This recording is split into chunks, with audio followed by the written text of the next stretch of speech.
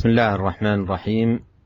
الحمد لله رب العالمين، وأشهد أن لا إله إلا الله وحده لا شريك له، وأشهد أن محمدا عبده ورسوله صلى الله وسلم عليه وعلى آله وأصحابه أجمعين. أما بعد، قال الإمام النووي رحمه الله تعالى في كتابه رياض الصالحين: باب النهي عن البدع ومحدثات الأمور. عقد رحمه الله تعالى هذا الباب للتحذير من البدع وبيان خطورتها، وقد جاء هذا الباب عقب أبواب في السنة والمحافظة عليها والعناية بها، ثم أتى بهذا الباب تحذيرا من ضدها وهي البدعة. والبدعة هي الحدث في دين الله والتقرب إلى الله سبحانه وتعالى بما لم يشرع. والله عز وجل كما أنه لا يقبل من العمل إلا ما كان خالصا لوجهه، فإنه سبحانه لا يقبل من العمل إلا ما كان موافقا لهدي نبيه عليه الصلاة والسلام. ولأجل ذا أرسل الرسل وبعثوا إلى أممهم ليعبدوا الله وفق ما جاء به المرسلون، لا أن ينشئ الناس عبادات وأعمال من قبل أنفسهم.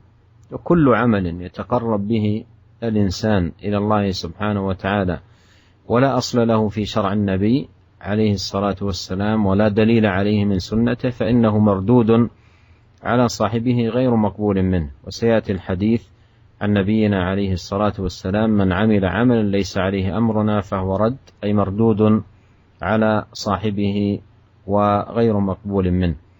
والبدع خطيرة جدا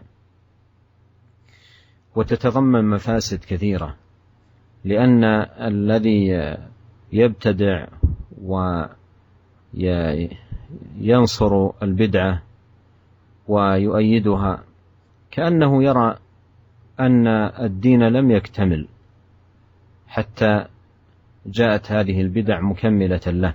والله تعالى يقول: اليوم أكملت لكم دينكم وأتممت عليكم نعمتي. وكأنه يرى أيضا أن النبي عليه الصلاة والسلام لم ينقل الدين كاملا حتى جاءت هذه البدع مكملة، وأن الصحابة لم يبلغوا أو لم يوفوا في بلاغ ما جاء عن الرسول عليه الصلاة والسلام، أو أنهم فاتهم العمل بهذه الأعمال التي يرى هؤلاء أصحاب البدع أنها من دين الله تبارك وتعالى. وكلما انتشرت البدعة ضعفت السنة وغابت من حياة المسلمين.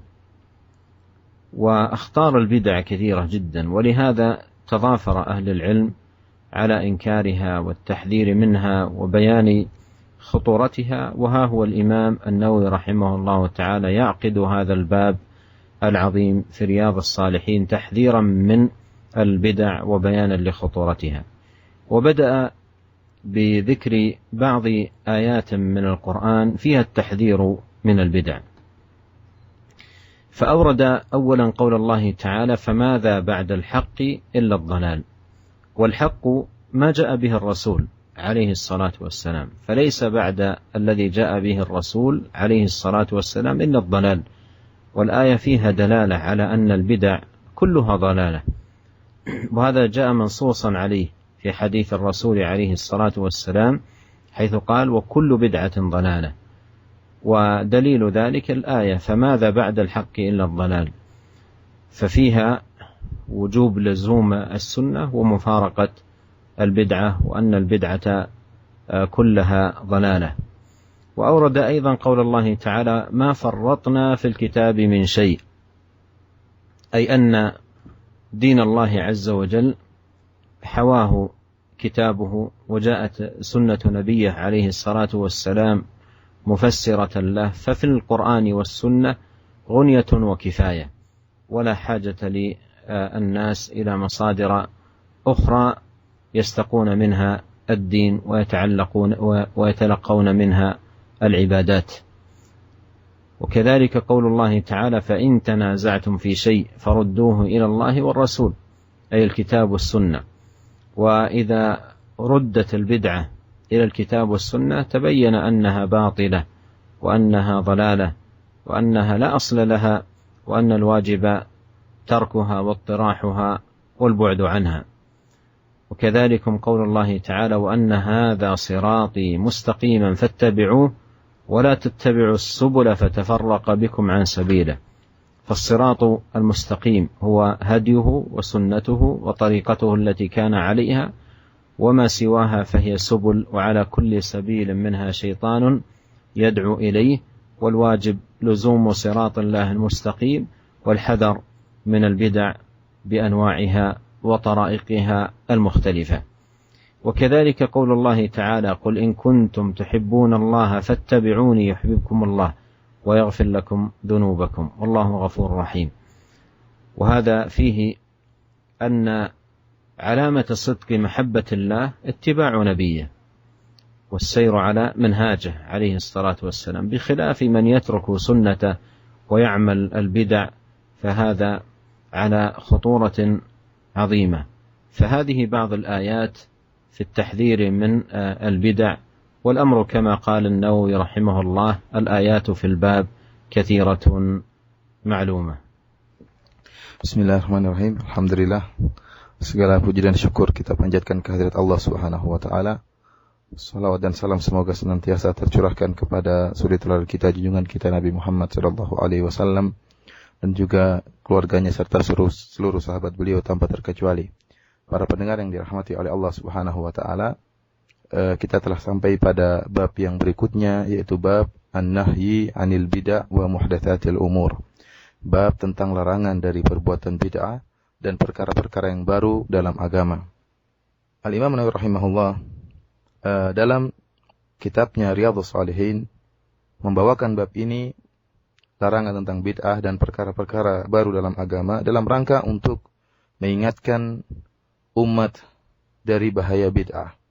Dan Al-Imam Nawawi rahimahullah membuat bab ini setelah sebelumnya beliau membuat bab-bab yang berkaitan dengan sunnah, seperti pada bab-bab yang lalu tentang bab al-muhafadzah ala sunnah, bab tentang bagaimana menjaga sunnah Nabi sallallahu alaihi wasallam, dan bab tentang bagaimana beradab terhadap sunnah-sunnah Nabi sallallahu alaihi wasallam. Kemudian beliau menyebutkan juga tentang bab untuk tunduk kepada sunnah Nabi sallallahu alaihi wasallam terhadap hukum Allah dan hukum sunnah Nabi sallallahu alaihi wasallam. Setelah itu beliau membuat bab ini, bab tentang larangan dari perbuatan bid'ah dan perkara-perkara baru dalam agama. Dan bid'ah merupakan perkara-perkara atau ibadah-ibadah baru dalam agama yang tidak pernah disyariatkan oleh Allah dan Rasul-Nya. Sebagaimana Allah Subhanahu wa taala tidak menerima ibadah yang dikerjakan tidak ikhlas, demikian juga Allah Subhanahu wa taala tidak menerima ibadah yang tidak sesuai dengan syariat Allah Subhanahu wa taala. Oleh karenanya Allah Subhanahu wa taala mengutus para rasul untuk menjelaskan dengan detail dan rinci syariat Allah Subhanahu wa taala, agar umat manusia bisa meneladani para rasul tersebut, mencontohi cara-cara ibadah yang dicontohkan oleh para rasul tersebut. Bukan mereka mengada-ngadakan, membuat-buat ibadah baru yang tidak dicontohkan para rasul tersebut. Buat apa Allah mengutus para rasul? Kalau ternyata umat manusia ingin mengada-ngadakan ibadah sendiri, ingin mengada-ngadakan akidah sendiri. Oleh karenanya barang siapa yang mengada-ngadakan perkara baru dalam agama, baik perkara akidah, keyakinan maupun perkara ibadah, tidak pernah dicontohkan oleh para rasul, dicontohkan oleh Rasulullah sallallahu alaihi wasallam, maka tertolak.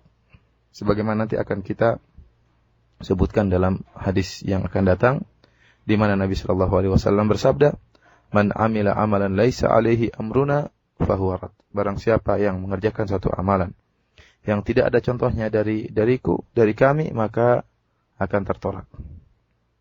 Para pendengar yang dirahmati oleh Allah Subhanahu wa taala, bid'ah perkaranya sangat berbahaya.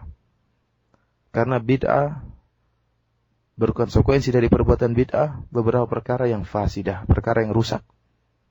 Orang yang berbuat bid'ah kemudian dia membela bid'ah tersebut, maka dia telah terjerumus dalam kelaziman-kelaziman yang buruk. Yang pertama, yaitu seakan-akan dia memandang bahwasanya agama belum sempurna. Sehingga dia harus membuat ibadah baru untuk menyempurnakan agama dengan bid'ah-bid'ah yang dia lakukan. Kenapa dia berbuat bid'ah kalau agamanya sudah sempurna, akidahnya sudah sempurna, ibadahnya sudah sempurna? Buat apa dia mendatangkan perkara yang baru dalam akidah maupun perbuatan amalan? Ini menunjukkan bahwasanya secara tidak langsung dia memandang bahwasanya agama belum sempurna, syariat Allah belum sempurna, sehingga dia ingin menyempurnakan syariat Allah dengan ibadah-ibadah dan akidah-akidah yang baru. Padahal Allah Subhanahu wa taala telah berfirman, "Al-yauma akmaltu lakum dinakum wa atmamtu 'alaikum ni'mati wa raditu lakum al-Islam madina." Pada hari ini telah aku sempurnakan untuk kalian agama kalian. Menunjukkan bahwasanya agama Allah telah sempurna. Kelaziman kedua yang batil juga, seakan-akan tatkala seorang berbuat bid'ah, membela bid'ah, menyuruh-nyuruhkan kepada bid'ah, seakan-akan dia menuduh bahwasanya Nabi Shallallahu Alaihi Wasallam tidak menyampaikan agama Allah secara sempurna. Kalau dia meyakini agama Allah sudah sempurna, kemudian dia masih nekat berbuat bid'ah, seakan-akan dia menuduh penyampai risalah yaitu Nabi Shallallahu Alaihi Wasallam. Dialah yang telah kurang dalam menyampaikan agama Allah. Sehingga sehingga orang ini yang berbuat bid'ah ini harus menyempurnakan kekurangan yang tidak disampaikan oleh Nabi Shallallahu Alaihi Wasallam tersebut dengan bid'ah-bid'ah yang baru, baik dalam ibadah maupun keyakinan. Kelaziman yang ketiga, kalau dia meyakini bahwasanya Nabi Shallallahu Alaihi Wasallam telah menyampaikan agama dengan sempurna, berarti yang salah di mana? Kok masih kurang? Berarti yang salah para sahabat. Mereka ternyata berarti tidak menyampaikan seluruh apa yang disampaikan oleh Nabi Shallallahu Alaihi Wasallam. Sehingga masih ada kekurangan.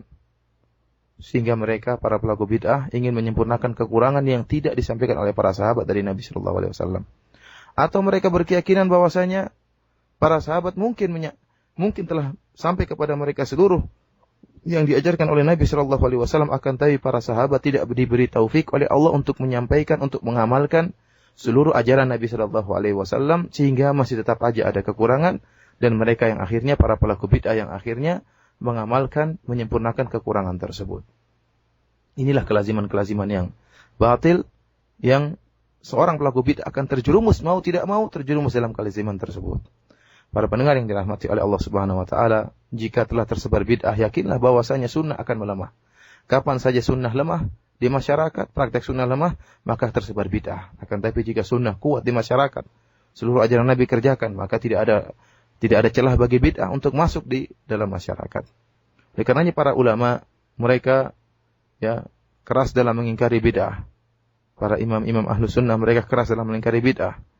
Di antara para ulama tersebut adalah Al-Imam Nawawi rahimahullah dalam bab ini, sebagaimana yang sedang kita bahas sekarang ini dalam kitab beliau Riyadhus Shalihin. Para pendengar yang dirahmati oleh Allah Subhanahu wa taala, sebagaimana biasa Al-Imam Nawawi rahimahullah pertama kali membawakan ayat-ayat dari Al-Quran, baru kemudian bawakan hadis-hadis Nabi Shallallahu Alaihi Wasallam. Beliau menyebutkan beberapa ayat yang menjelaskan tentang bahayanya bid'ah. Ayat yang pertama, firman Allah Subhanahu Wa Taala, "Famada ba'dal haqqi illa ad-dhalal."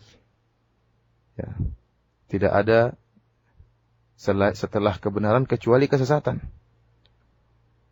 Kalau setelah kebenaran tidak ada lagi setelah kebenaran kecuali kesesatan. Dan al-haq di sini kebenaran, yaitu apa yang dibawa oleh Rasulullah sallallahu alaihi wasallam. Oleh karenanya dalam ayat ini menunjukkan bahwasanya seluruh bid'ah itu sesat. Karena setelah sunnah tidak ada lagi kecuali kesesatan. Sunnah sudah sempurna, ajaran sudah sempurna, tidak ada setelah al-haq kecuali kesesatan. Dan ayat ini sepadan dengan sabda Nabi Shallallahu Alaihi Wasallam, wa kullu bid'atin dhalalah, seluruh bid'ah itu sesat. Oleh karenanya wajib bagi kita untuk melazimi sunnah Nabi Shallallahu Alaihi Wasallam dan menjauhkan diri sejauh-jauhnya dari bid'ah, dari perkara-perkara baru dalam agama. Kemudian Al-Imam Nawawi rahimahullah membawakan ayat yang kedua, yaitu firman Allah Subhanahu Wa Taala, ma farratna fil kitabi min syai'. Ma farratna fil kitabi min syai', yaitu kami tidak meninggalkan sesuatu dalam Al-Quran. Artinya dalam Al-Quran semuanya sudah lengkap, yang dibutuhkan oleh manusia sudah lengkap, disertai dengan penjelasan Al-Quran, yaitu sunnah-sunnah Nabi Shallallahu Alaihi Wasallam.